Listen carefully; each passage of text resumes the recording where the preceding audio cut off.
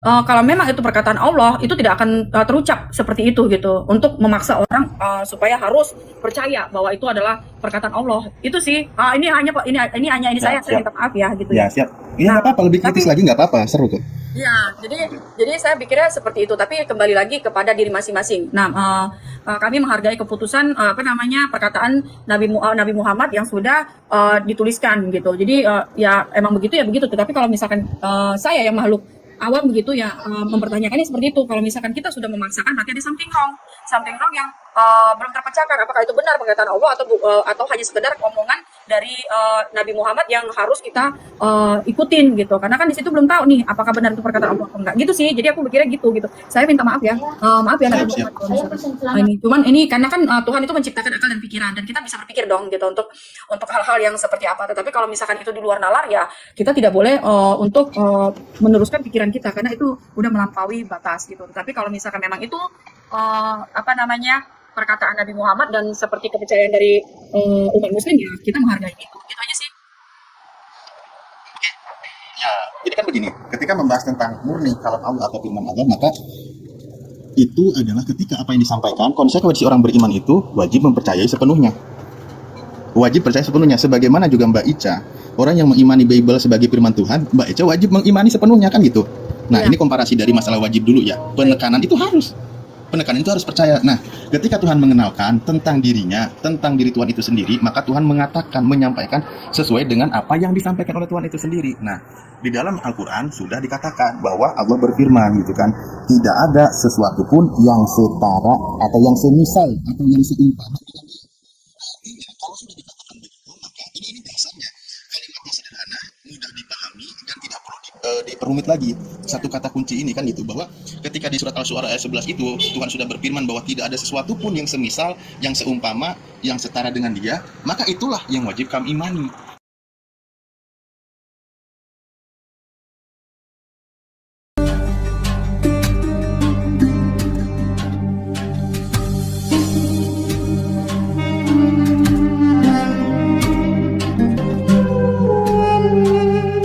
Adalah ketika dia sedang berdoa atau sedang bernubuat itu. Nah, maka seorang wanita, berarti konteksnya itu kan dibikin spesifik. Wanita Kristen Iya, itu, tanpa kamu jelaskan, saya udah jelaskan tadi. Tidak mungkin saya ulangi yang saya jelaskan. nah sebentar dong. Oh, Katanya kan nggak tadi mungkin. Itu kan Loh. walaupun kamu menjelaskan. Anda menjelaskan. Ya udah saya Maka jelaskan saya tadi, coba. udah saya jelaskan. Ya udah, kalau kamu tidak terima itu dari kalau ini kitab suci saya. Ya bukan dan masalah itu tidak caranya. terima, bukan masalah tidak terima. Ya Bukan udah, masalah ngapain tidak lagi terima. kalau tidak terima? Ya udah, nggak apa-apa. Iya, Nggak bukan terima. masalah tidak Ya terima. udah, kalau nggak Iya, terima nggak makanya apa-apa. dengerin dulu pernyataan saya. Masalah terima atau tidak terima itu urusan lain. Ya saya tidak mau dengarkan lagi, kecuali kalau ada pertanyaan yang lain. Loh, Begitu. bukan. Yang Ah. mau saya sampaikan itu salah atau tidak gitu loh. Itu loh, Pak. Saya sudah Santai aja menjelaskan lah, santai tadi, aja, yaitu santai aja. pada zaman Paulus, wanita menundungi kepalanya untuk menunjukkan kesompanan. Itu zaman Paulus. Dan saya Oh, sudah khusus zaman menjelaskan Paulus. secara detail tadi. Nah, makanya kalau kamu terima, oke. Kalau tidak, itu derita lo. Itu Bukan berlakunya derita khusus saya. untuk zaman Paulus. Nah, sekarang saya akan menjawab sesuai dengan itu, atau mau saya tambahkan lagi ayatnya? Gimana, Bukan mau? dong, saya tanya. Nah. Ayat ini berlakunya untuk zaman Paulus saja. Bagi yang mau melakukan itu zaman Paulus, sekarang kalau memang dia senang pakai jilbab, silakan dia pakai jilbab. Kalau tidak juga tidak jadi masalah, karena itu bukan suatu kejaminan masuk surga, Pak. Itu dalilnya gimana? Karena kata Paulus, lebih baik dibotakin rambutnya daripada tidak pakai jilbab, tidak Iya, ditutup jadi aja di kepalanya. zaman Paulus aja, Pak. Nah, Loh, karena itu itu tidak ada. kemuliaan. Iya, apakah kami tidak memuliakan Tuhan? Tadi saya sudah menjelaskan sama Bapak, itu untuk kehormatan bagi Allah. Ya. Nah, mungkin Pak Ustadz ini nggak mengerti, nggak pahami. Coba buka lagi Ustadz, baca ulangan 5 ayat 18. Ayo baca, Ikro. Bacalah. Hendaklah, kenapa kamu takut mau membaca? Kamu kan mau belajar sesuai dengan konteks yang kamu kehendaki. Ayo Ya, baca, Anda mau Ikro. ngejelasin kenapa saya suruh nyari? Gimana sih? Udah baca, kamu kan mau belajar. Guru menerangkan, ya murid membuka ayatnya membaca. Silakan baca dulu Ulangan 5 ayat 18. Oke, kalau gitu saya tanya Jangan nih. tanya lagi. Loh, daripada saya nyuruh nyari ayat, Udah, dengerin. buka Di mana Ustaz. dalilnya Ya, ulangan. ayat itu Ya, berlaku hanya untuk zaman Paulus? dalilnya Ustadz, buka dulu Ulangan 5 ayat 18. Ayo, Ya, Ikro. bacakanlah. Nah, kamu mau belajar, kenapa kamu tidak mau baca? Catat. Ayo. Nggak mau saya. Ayo. Nggak mau. Kenapa takut? Takut. Loh. Ya, Anda kan mau berdalil. Mau berdalil, ya bukakan dalilnya. Biar aman sentosa yuk. Saya nggak lama Ica, saya berangkat pelayanan, udah siap-siap juga.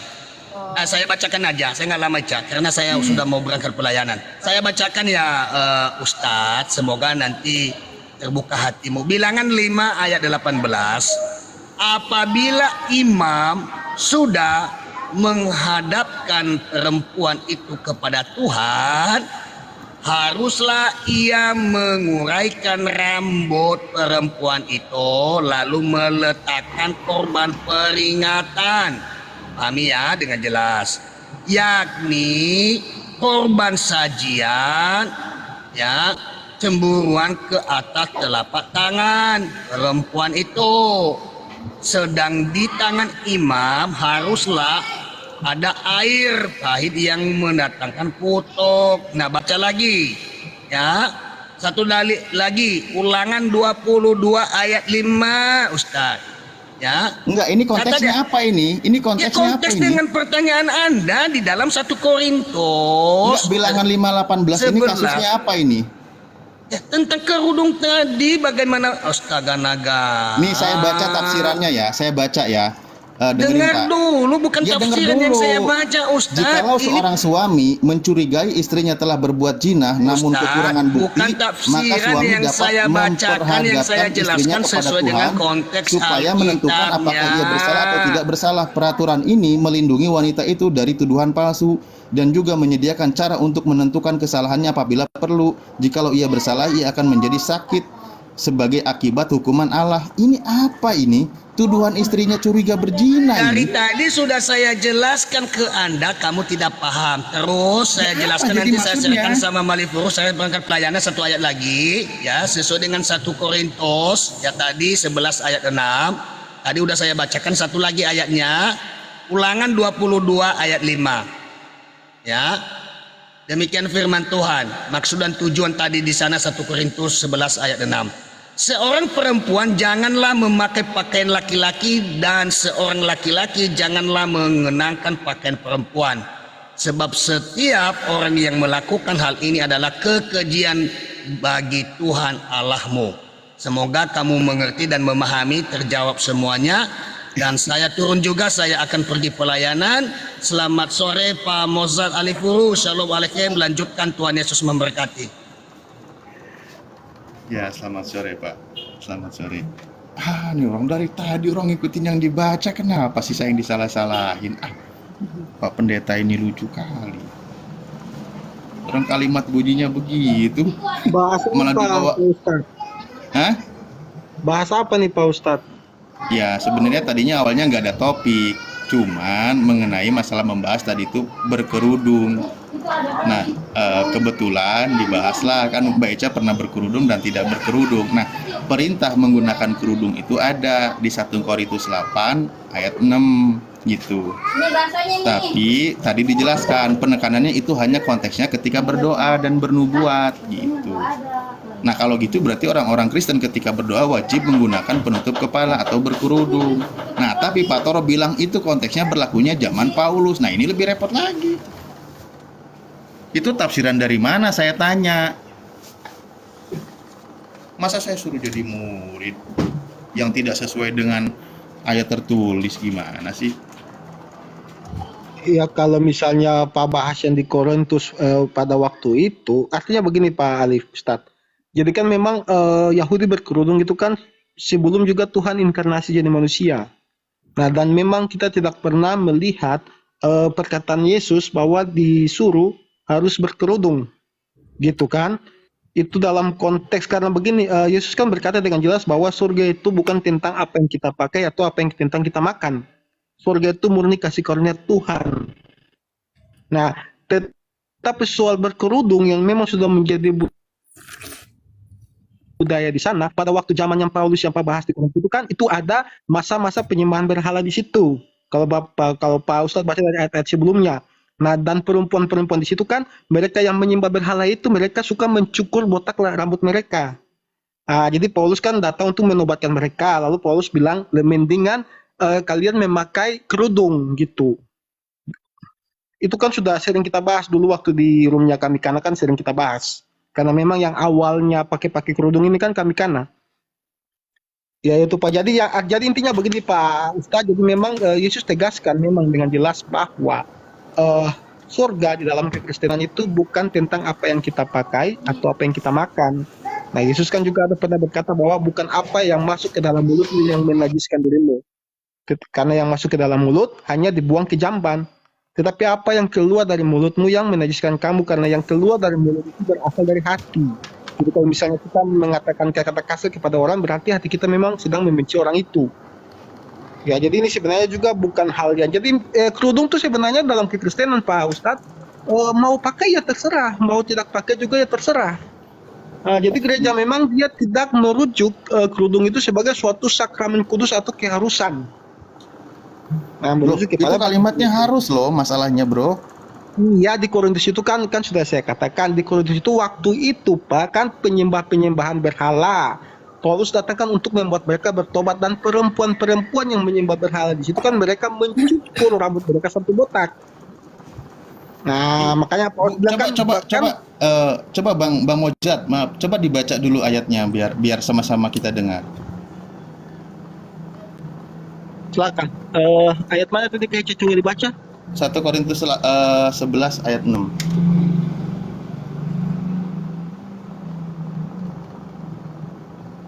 Satu Korintus 11 ayat 6. Kak Ica lagi nih ya? Kenapa? Gak apa-apa. Saya bacakan di 1 Korintus 11 kan? 1 Korintus 11. Betul? Iya, betul. Ayat 6. Sebab jika perempuan tidak mau menudungi kepalanya, maka haruslah ia juga menggunting rambutnya.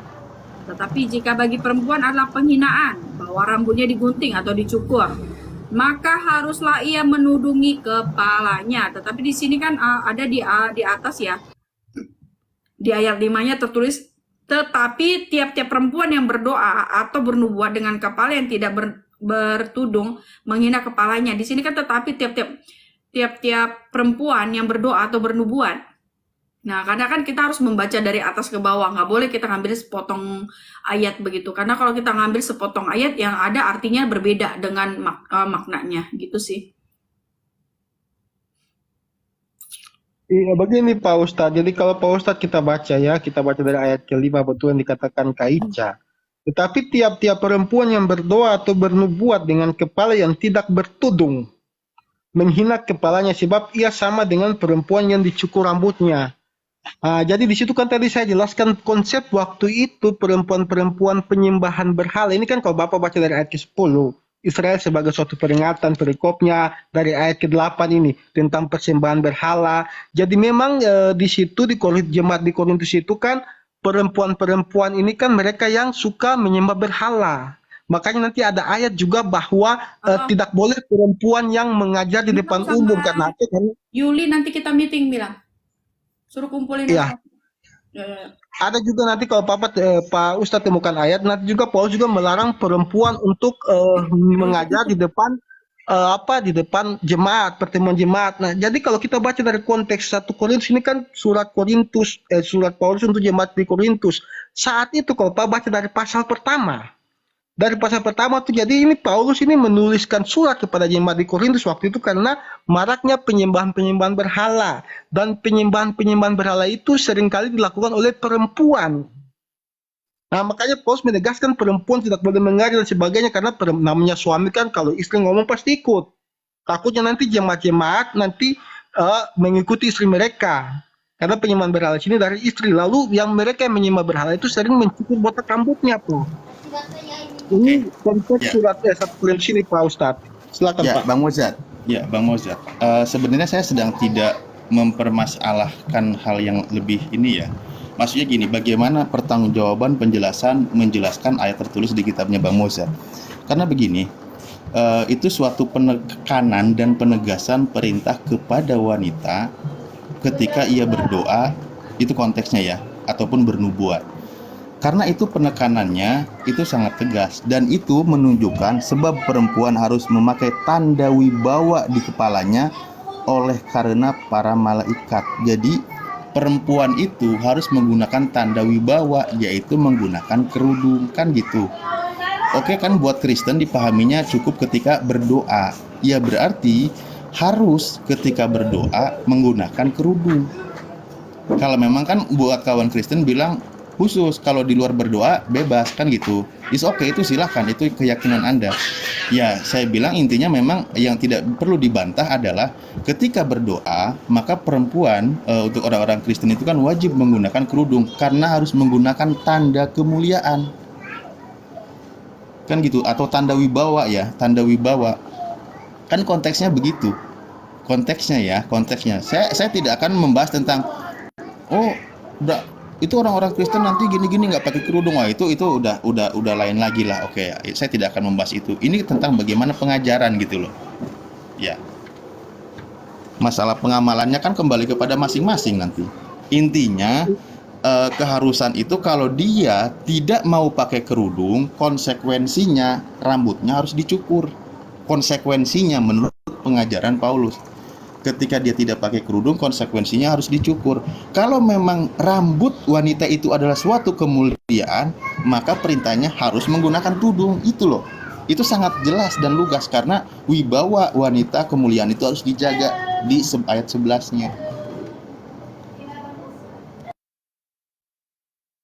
Pak Ustadz, udah Pak. Jadi begini Pak, itu tanda wibawa untuk membedakan mana wanita yang percaya Kristus, mana wanita penyembah berhala yang mencukur-cukur rambut mereka, Pak. Jadi memang di situ kan Paulus membawa pemisahan untuk bisa menandai kalau kita baca, Pak. Kalau Bapak baca dari ayat sebelumnya, ini kan pasal 11 Pak baca.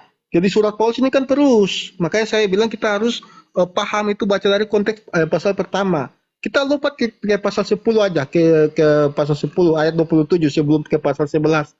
Kalau kamu diundang makan oleh seorang yang tidak percaya dan undangan itu kamu terima, makanlah apa saja yang dihidangkan kepadamu tanpa mengadakan pemeriksaan karena keberatan hati nurani. Tetapi kalau seorang berkata kepadamu itu persembahan berhala, janganlah engkau memakannya oleh karena dia mengatakan hal itu kepadamu dan karena keberatan hati nurani. Nah, yang aku maksudkan dengan keberatan bukanlah keberatan hati nuranimu sendiri, tetapi keberatan hati nurani orang lain itu. Mungkin ada orang yang berkata, jadi begini, ini Paulus sedang memisahkan jemaat itu, dia harus bisa ada identitas jemaatnya Kristus yang bisa dibedakan dengan jemaat-jemaat penyembah berhala itu, Pak. Nah, kalau saya katakan bahwa di Korintus ini kan waktu itu, Pak, konteksnya yang Paulus menulis surat ini, itu kan jemaat Kristen sudah masuk. Tetapi ada juga penyesatan yang menyembah pagan-pagan Yunani. Dewa apa tuh? Saya lupa nanti ada ayatnya. Dewa apa yang perempuan itu namanya tuh, Pak. Jadi di situ kan memang perempuan ini mereka mencukur rambut mereka. Nah, jadi Paulus ini dia mau melakukan pemisahan supaya kalau sama-sama mereka berdoa, mereka bisa membedakan, oh ini jemaat yang Kristus, oh ini bukan jemaat Kristus, untuk membedakan, karena mereka sudah saling membaur. Penyembah berhala dengan penyembah Kristus itu saling berbaur. Bahkan Pak istri-istri orang Kristen pun itu telah menyembah berhala. Makanya nanti juga kita temukan ayat Paulus melarang untuk wanita berbicara atau mengajar di depan pertemuan. Jadi untuk memisahkan, Pak. Bang, coba fokuslah Bang. Pertama ya, ini pertama 1 Korintus 11. Nggak apa-apa ya, ini penekanan aja. 1 Korintus 11 dari satu aja Yesus sudah Paulus sudah bilang, jadilah pengikutku sama seperti aku juga menjadi pengikut Yesus. Baru ada sebuah perikop. Perikopnya apa? Hiasan kepala wanita. Di situ ditegaskan, penegasannya jelas bahwa ketika wanita Kristen berdoa, jadi konteksnya ketika dia berdoa, perintahnya menggunakan tutup kepala atau menggunakan kerudung. Berarti konteksnya ketika dia berdoa di tempat ibadahnya dong, nggak mungkin di tempat dewa-dewa lain, kan gitu. Pasti di tempat ibadahnya. Nah, ini penekanan perintahnya harus. Kalau dia tidak pakai kerudung, konsekuensinya rambutnya harus dicukur, kan gitu sebenarnya. Saya nggak melintir loh, saya di sini nggak melintir, serius. Kalau dia ketika berdoa tidak pakai kerudung, maka konsekuensinya rambutnya harus dicukur. Nah, kata Paulus, kalau memang tidak mau dicukur karena dianggap menghina, karena wanita itu harus berambut sebagai mahkota katanya, ya maka harus pakai tutup kepala. Itu cuman itu aja penekanannya. Saya sih nggak mau kemana-mana. Itu sangat jelas kok. Iya begini Pak Ustadz Iji. Jadi kan Pak Ustadz hanya merujuk kepada pasal 11. Ya udah saya ke pasal 11 saja deh. Jadi kalau ini kan Pak Ustadz kan baca dari ayatnya yang ke-11 gitu kan, ayatnya dari. Kalau coba Pak Ustadz turun sampai ayatnya ke-15. Paulus mengatakan begini di akhir suratnya.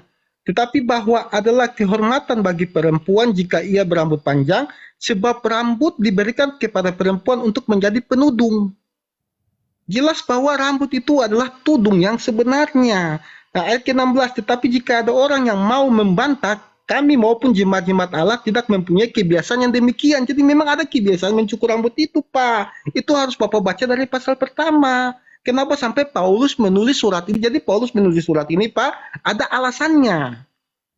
Nah, jadi memang sudah jelas pada ayat ke-15, tetapi bahwa adalah kehormatan bagi perempuan jika ia berambut panjang, sebab rambut diberikan kepada perempuan untuk menjadi penudung. Cuma Nah, untuk iya, penyebab penudung kepala Iya, begini, agar Pak. tidak botak, kemuliaan Bang. Tetapi Iya. konteksnya kalau berdoa itu harus menggunakan tutup kepala atau berkerudung. Coba ayat 13-nya Pak. baca. Iya, begini, Coba Pak dari Ustadz. 13-nya baca. Iya, Pak Ustadz kan hanya baca 1 Korintus 11 ayat 13. Makanya tadi saya katakan ini kita lihat konteksnya. Ini kan ada maksud Paulus menulis surat, Pak. Paulus itu kan tidak ujuk-ujuk tulis surat ke jemaat di Korintus. Ada 2 kali suratnya di jemaat Korintus. Ada juga 2 Korintus. Ya, jadi ada maksud kenapa dia menulis surat itu, Pak Ustadz. Pak Ustadz kan hanya berfokus kepada 1 Korintus 11 ayat 13. Di situ aja Pak Ustadz berfokus di situ. Bukan, tadi Tapi itu Pak ayat Ustadz, 6. Tadi itu Iya, ayat ayat 6. 6. Ayat 6, ya ayat 6. Tetapi Pak Ini sampai Ustadz kan sampai ini. Sampai setelah Paulus menjelaskan, sampai dia seolah-olah bertanya penegasan nih. Kalimatnya begini. Pertimbangkanlah sendiri, patutkah perempuan berdoa kepada Allah dengan kepala yang tidak bertudung? Dia bertanya. Ini penekanan karena sebelumnya berarti karena sebelumnya suatu perintah maka ini dipahami ini tidak patut. Gitu loh. Ini udah jelas kok bunyinya. ya saya paham karena Pak Ustadz hanya berfokus ke situ. Pak Ustadz kan tidak tahu maksud kenapa Paulus menulis surat ini. Sudah saya jelaskan Pak Ustadz kan maksud Paulus menulis surat ini karena maraknya penyembahan-penyembahan berhala yang juga masuk kepada istri-istri dari jemaat-jemaat di kekristenan, Pak. Makanya Paulus ini kan ayat 16, tetapi jika ada orang yang mau membantah kami maupun jemaat-jemaat Allah tidak mempunyai kebiasaan yang demikian. Jadi sudah saya katakan memang tidak ada kebiasaan untuk cukur rambut itu. Makanya Paulus mengatakan daripada yang sudah mencukur rambut itu untuk membedakan harus bertudung. Tetapi kan ayat 15 itu sudah jelaskan pasti benar tudung itu adalah rambut manusia perempuan itu sendiri. Suaranya Tetapi putus-putus. penyembah berhala di situ mereka seringkali mencukur rambut mereka, Pak. Makanya di sini Paulus mau membedakan jemaat Kristus dengan jemaat yang bukan Kristus, penyembah berhala itu, Pak Ustadz. Ya, siap. Nah, Pak, di sini ada ini Bang Alif. Tanyakan kepada Ustadz Alif. Kenapa alasan perempuan Islam pakai kerudung katanya? Oh, perintah. Ada ayatnya. Ada, Di ayat berapa, Ustaz? sebentar. Itu ada di surah Al-Ahzab ada, dan di surah An-Nur juga ada. Kalau saya coba sampaikannya, misal saya baca di surah Al-Ahzab ayat 59. Sebentar. Bahwa apa namanya? Bismillahirrahmanirrahim. Panjang sekali nih. Nggak apa-apa, ini artinya aja Bang, biar supaya paham. Oke, sebenarnya ada beberapa ayat ya, ada beberapa ayat surat An-Nur dan surat Al-Ahzab. Pertama, Bismillahirrahmanirrahim, ya ayyuhan nabi kulli azwajika wa banatika wa nisa'il mu'minina yudnina 'alaihinna min jalabihinna dalika adna ayu rafuna sebentar saya kecil banget. Ayu rafna fala yudain wa kanallahu ghafurun rahima. Artinya, wahai Nabi, katakanlah kepada istri-istrimu, anak-anak perempuanmu, dan istri-istri orang mukminin, hendaklah mereka menutupkan jilbabnya ke seluruh tubuh mereka. Yang demikian itu agar mereka lebih mudah untuk dikenali, sehingga mereka tidak diganggu, dan Allah Maha Pengampun, Maha Penyayang. Lalu di surah An-Nur ayat 31, dan katakanlah kepada para perempuan yang beriman agar mereka menjaga pandangannya, memelihara kemaluannya, dan janganlah menampakkan perhiasannya, auratnya, kecuali yang biasa terlihat, dan hendaklah mereka menutupkan kain kerudung ke dadanya, dan janganlah menampakkan perhiasan auratnya kecuali kepada suami mereka, atau ayah mereka, atau ayah suami mereka, atau dan seterusnya. Panjanglah. Intinya perintahnya itu ada menggunakan jilbab. Itu sih. Makanya ketika ada perintah ya bukan ngomongin tentang masuk surga atau neraka. Perintah itu ketika dalam keyakinan maka ya harus dilaksanakan. Ketika larangan ya harus dijauhi, kan konteksnya begitu.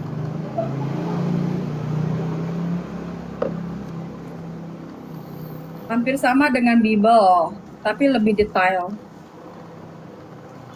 Ya mungkin di Bible di kotak gitu. Nanti Nah, malam udah jadi.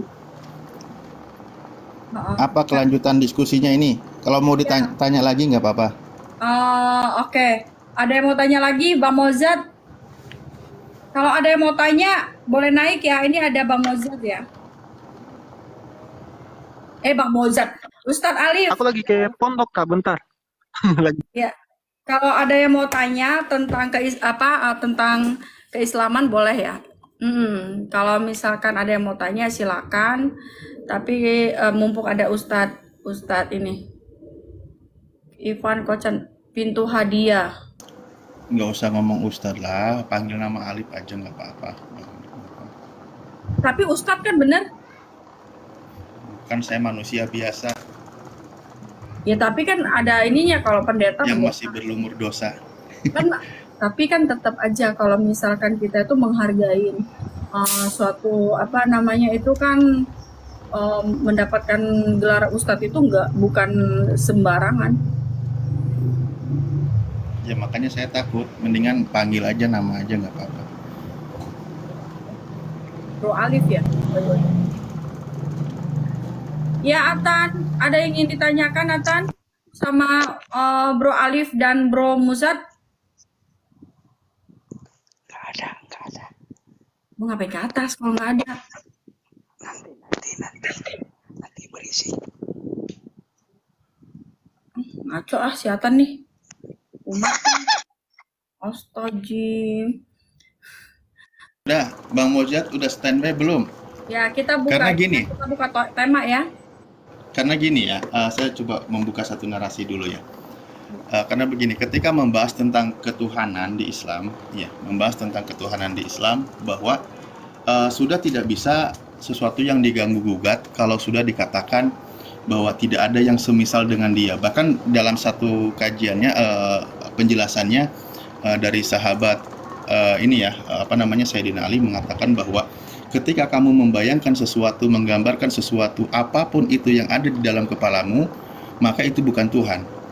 Ketika membayangkan sesuatu tentang Tuhan ada di kepalamu, maka itu bukan Tuhan. Karena memang sudah disampaikan Tuhan itu tidak sama dengan makhluknya. Nah, poinnya begitu. Misal kalau mengutip, misal ya, ini misal ketika mengutip kitabnya Bang Mozart yang sering kita bahas juga, kita diskusikan, baik membahas tentang di 2 Samuel atau di Yesaya dan lain sebagainya, di Ulangan, di Bilangan, itu kan bahwa Tuhan itu sejak dari dulu kala tidak ada yang sama dengan Dia, tidak ada yang setara dengan Dia, tidak ada lagi Tuhan yang lain selain Aku. Itu kan banyak sekali kalimat-kalimat seperti itu. Oke. Baik. Nah, Oke. Sorry. Tetapi di situ itu perkataan Nabi Muhammad kan? di ayat Al-Quran, Iya, ayat Al-Quran itu kan perkataan Nabi Muhammad kan?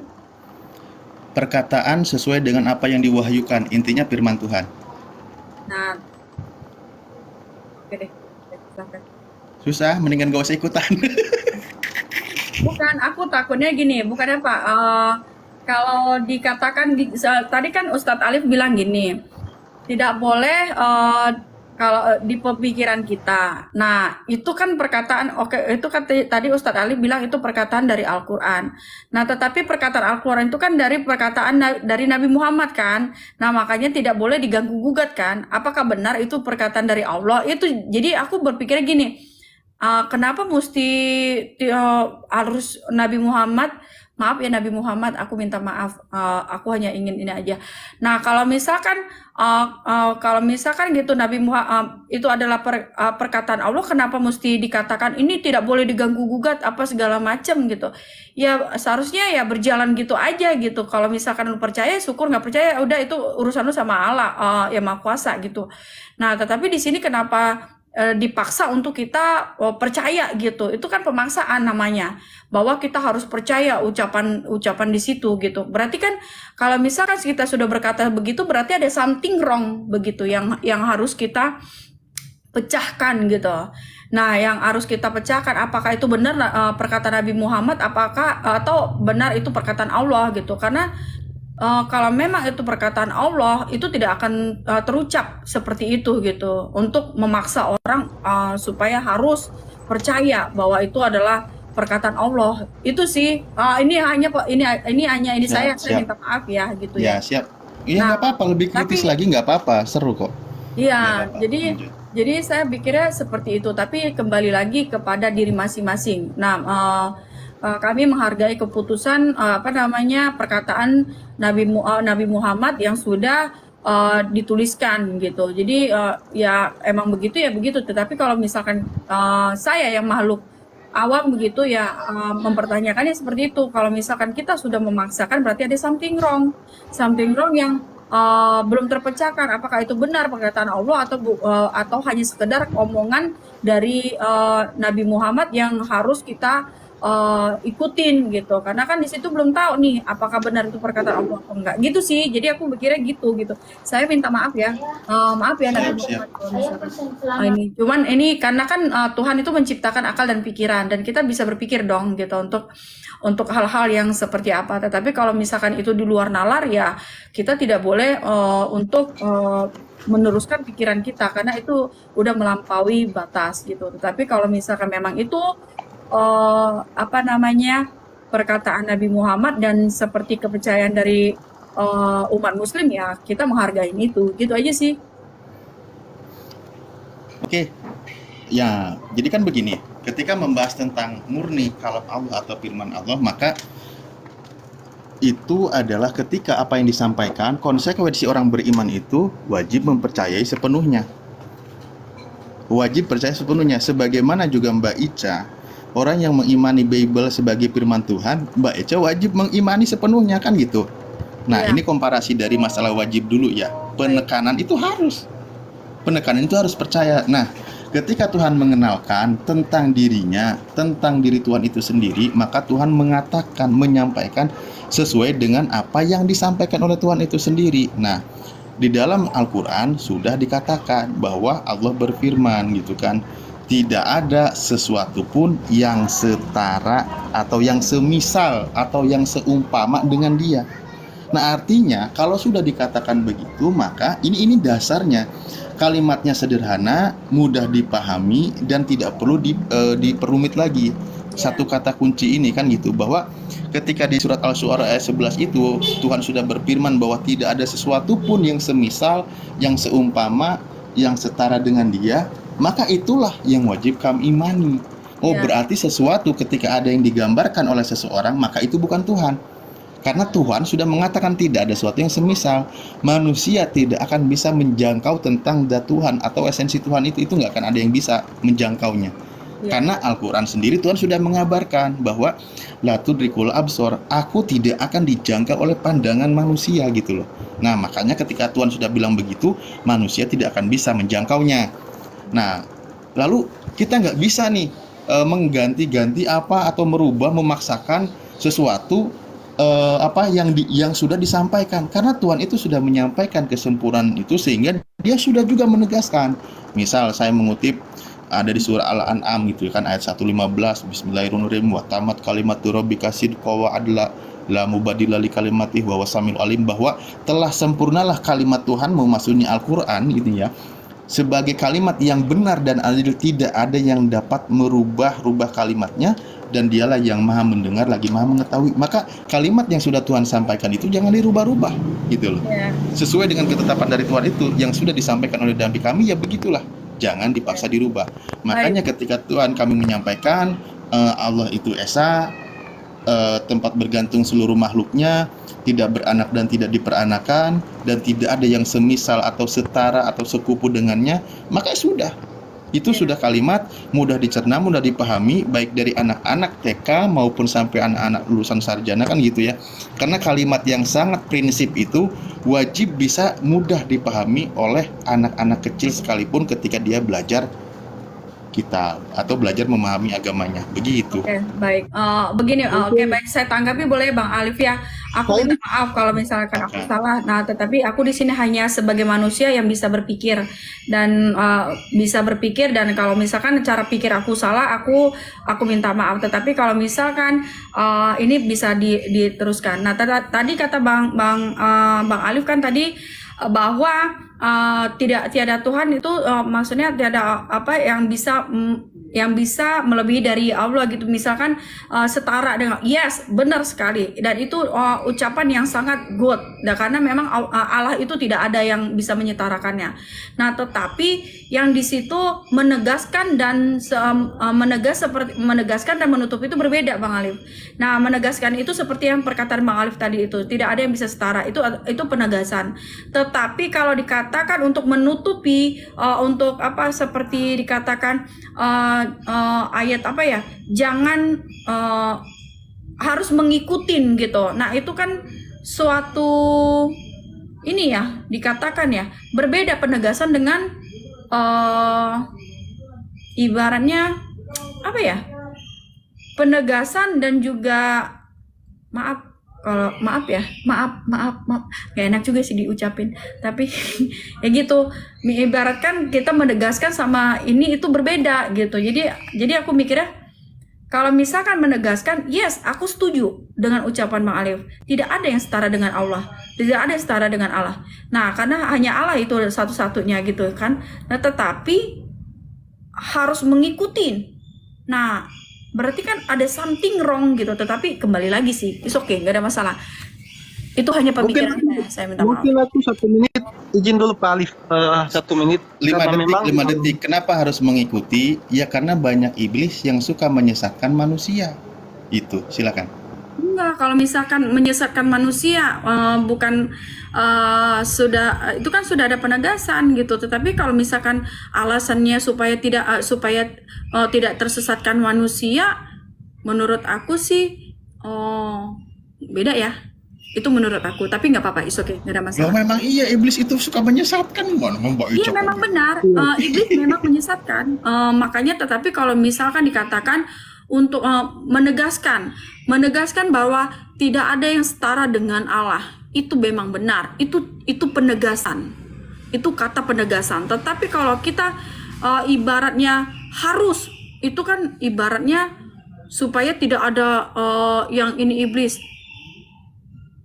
harus begini, harus ikutin ajaran. misalkan ikutin begini, itu bukan karena, menurut aku sih bukan karena ini ya, itu tapi nggak tahu juga ya, karena kalau misalkan memang iblis mau bekerja ya, kita sudah menyampaikan firman Tuhan aja, kita juga bisa yang mempunyai akal dan pikiran, kita bisa mengikuti ajaran Allah itu, tetapi kita tidak usah menyuruh kita untuk seperti ibaratkan kita tuh nggak enak ngomongnya gitu, jadi gitu jadi kalau Allah memberitakan begini, ya udah gitu. Nah, misalkan penyesatan itu apa? Penyesatan itu yang saya dapat itu adalah dari akal dan pikiran. Nah, jika akal dan pikiran kita mau mengikuti penyesatan itu yang kita berbuat jahat, itu dari hati kita ikut apa tidak. Tetapi kalau misalkan kita sudah tahu nih firman Tuhan, tapi kita tidak mau disesatkan, ya tidak perlu kita disesatkan gitu. Tapi kalau misalkan kitanya mesti di begini, itu menurut aku ya ada something Ya, wrong. mungkin aku satu menit kayak izin. Silakan. Jadi dalam kekristenan pun Tuhan itu tidak serupa dengan segalanya. Yes. Dia transenden, tidak bisa dibatasi ruang dan waktu. Nah, tetapi Tuhan di Alkitab kami, Pak Ustadz, itu dia menyatakan dirinya, bukan hanya sebagai manusia. Contoh di waktu pertama dia mengutus Musa, dia berupa semak yang terbakar, menyala tapi tidak terbakar. Dia pernah menyerupai malak Yahweh, menyerupai tiang awan, tiang api. Nah, jadi ketika dia menyerupai Signalnya Bang Mozart, sesuatu yang mirip karena dia serupa dengan ciptanya, tetapi karena dia mampu. Kenapa dia? Signalnya putus-putus. Ya, udah jelas kah? Udah jelas? Masih signalnya tuh satu tuh, masih merah. Ya, udah jelas kah? Udah jelas? Oke lah. Coba nanti paling dia putus-putus soalnya satu tuh merah. Oke, udah jelas ya, udah jelas. Jelas sih jelas, cuman putus-putus. Waduh, jaringan sini emang. Iya, jaring. Ya udah dilanjut dulu kah? Takutnya nanti waktu penyampaiannya itu ada yang dengar, ada yang enggak gitu. Silakan Bang Nadam, nanti diinin dulu Bang signal. Bang Nadam, ada yang mau ditanyakan sama Ustadz Ali? Iya, Aku mau tanggapin nanya nih, Chan. aja. Kalau masalah kerudung itu bukannya pakaian budaya Timur Tengah ya, Bang Alif? Halo? Ustadz Alif. Iya, gimana Bang Nadam? Iya, Dan iya. Masalah kerudung itu bukannya budaya pakaian Timur Tengah deh. kita bahas mundur lagi ya. Enggak ya, Ya. ngelanjutin yang tadi aja. Kalau masalah budaya, kita sedang tidak membahas tentang budaya. Kita membahas tentang perintah dan larangan. Dari mana ketika kita mengamalkan sesuatu, perintahnya di mana, ayatnya atau tidak. Kita bukan ngomongin tentang budaya. Kan gitu ya. Ketika di dalam Al-Quran ada perintah menggunakan kerudung, menggunakan jilbab, menutup seluruh tubuhnya untuk wanita, itulah yang harus dijalankan, bukan berkaitan tentang bagaimana hal-hal seperti budaya gitu. Oh. Enggak, masalahnya waktu yang kemarin kan ada kejadian tuh, Ica pakai hijab gitu kan, kan jadi bahan polemik gitu kan. Maksudnya ya pakaian itu kan hanya sebatas pakaian ya. Pakaian ya itu kan adat pakaian Timur Tengah. Ya kalau kita fashionin kita pakai di sini ya sebenarnya kan nggak ada masalah ya. Cuman itu doang sih berarti. Iya, yang sedang kita bahas itu Bang Nadam ya. Yang sedang kita bahas itu bukan tentang bagaimana seseorang melakukan, mengamalkan atau tidak. Tetapi yang sedang kita bahas itu bagaimana ketika sesuatu ada tertulis di kitab, bagaimana pemahamannya. Itu yang poinnya ya. Poinnya bukan tentang ke personnya, apakah dia pakai atau tidak, baik atau tidak, jahat atau tidak, itu bukan ke situnya sih sebenarnya. Yang sedang dibahas adalah ketika ada satu ayat tertulis bagaimana dipahami. Ini suatu perintah, bagaimana Anda memahaminya, kan gitu. Sebagaimana juga ketika ditanya Muslim, kenapa kamu muslimah untuk perempuan? Kenapa dia memakai jilbab? Ya karena ada perintahnya gitu. Nah, makanya tadi ke perempuan juga ketika dia memakai menggunakan kerudung, ketika ada perintahnya ya itu amalkan kan gitu. Nah, misal ketika umat Islam tidak tahu, ya kami punya dalil ini cara menutupnya gitu. Ya tinggal gitu aja kan gitu. Iya, iya. Sebenarnya poinnya di situ. Nah, masalah yang nanti yang mengamalkan atau tidak itu sudah di luar konteks sebenarnya ya. Di luar konteks bagaimana orang itu pakai atau tidak itu ke person masing-masing.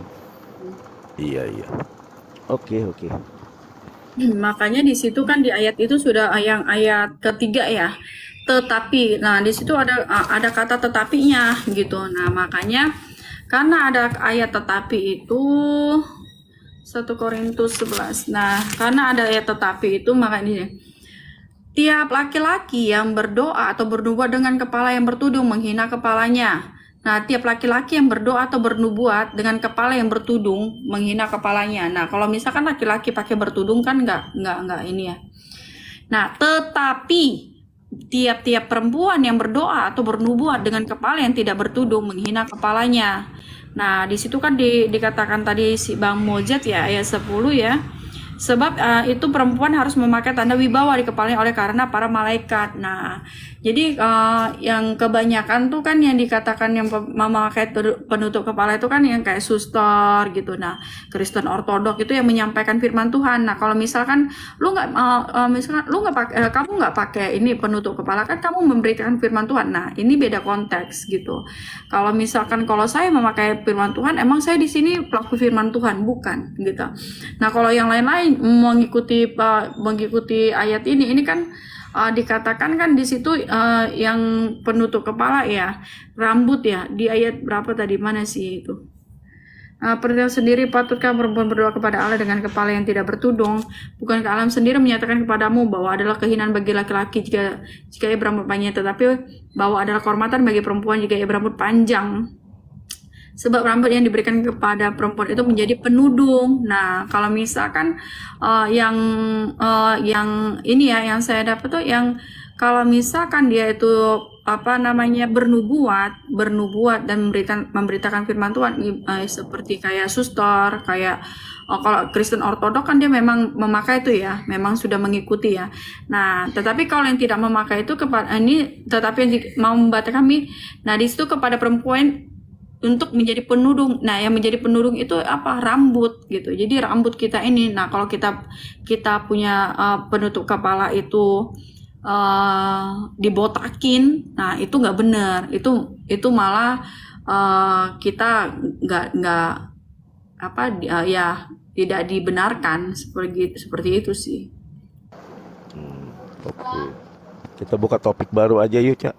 Boleh. Sama Bang Bang Ali Ali. mau topik apa? Ya itu tadi. Nah, kita kembali ke poin ya. Saya kembali ke poin. Ini hal-hal yang saya coba pahami.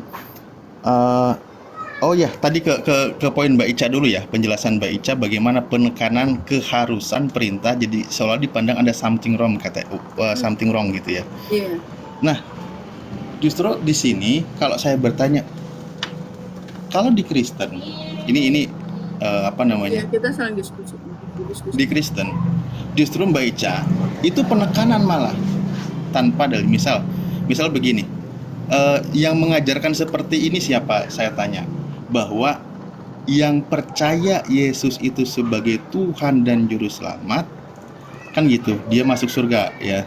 Atau kalimatnya bahwa Yesus itu telah membatalkan hukum-hukum Taurat dengan segala ketetapannya dengan cara mati di kayu salib. Kan ada tuh ayat-ayat bunyi seperti itu. Nah, apakah ayat itu pernyataan Yesus atau pernyataan di luar Yesus? Oh, itu harus yang benar-benar ini yang bisa kasih tahu itu. Nadam tahu nggak Nadam? Mana si Mojat juga belum datang. Si Mojatnya tunggu ya. Tunggu dia dulu deh. Sorry, aku tadi habis ambil minum jadi enggak ini. Kenapa Bang Ali? Nah, misal begini ya, saya baca gini.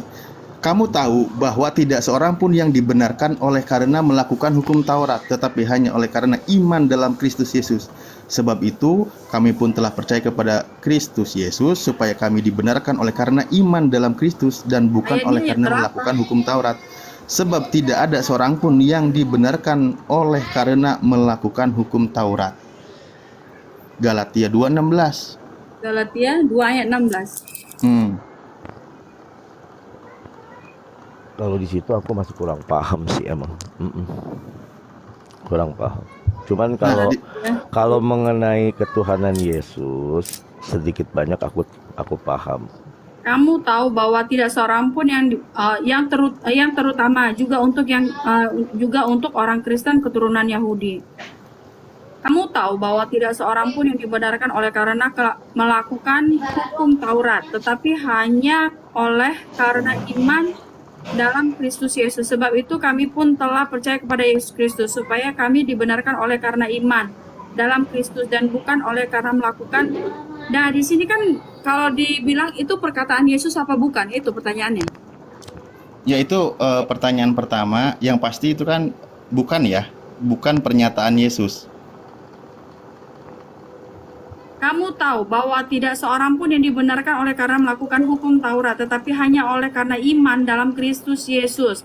Sebab itu kami pun. Nah, kalau di sini kan sebab itu kami pun telah percaya kepada Yesus Kristus. Nah, itu bukan perkataan Yesus, karena kalau di sini kami itu kan huruf kecil. Ya, memang ini kan suratnya Paulus ke Galatia, bahwa dia menyampaikan beberapa pernyataan. Jadi bukan dibenarkan melakukan hukum Taurat, tetapi cukup dengan percaya kepada Yesus. Tidak seorang pun yang dibenarkan oleh karena melakukan hukum Taurat. Tetapi poinnya adalah yang penting iman kepada Yesus, kan gitu. Ini ada Bu Uti nih. Bu Uti lebih paham nih. Tetapi kalau saya bilang sih, sebab itu kami pun telah percaya kepada Yesus supaya kami dibenarkan oleh kami itu huruf kecil bukan huruf besar. Nah, kalau kami itu berarti bukan perkataan Yesus Kristus. Halo, selamat sore Bu Uti. Sore. Ya, Bu Uti mau diskusi sama Bang Alif.